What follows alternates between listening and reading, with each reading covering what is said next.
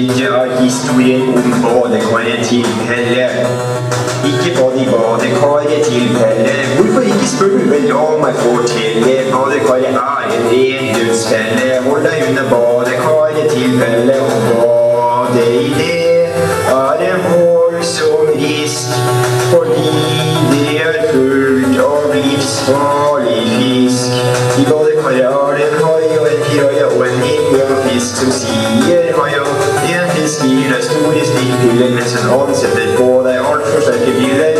En kniv og dolker deg gjentatt 3 ganger mens en annen synger på DDE-sanger. En fisk opp til 50 år i bussjåføren og leser høyt fra gammel. Se og hør, badekaret til Pelle er ikke for fyser. Det er fullt av syke drapslyst og ryser. Badevann er kaldt, det kan hende du fryser. Nei, dette badekaret er ikke for fyser. Fisk som vil ete og torturere deg med imitasjoner av Christian Barn, Gulf av meg.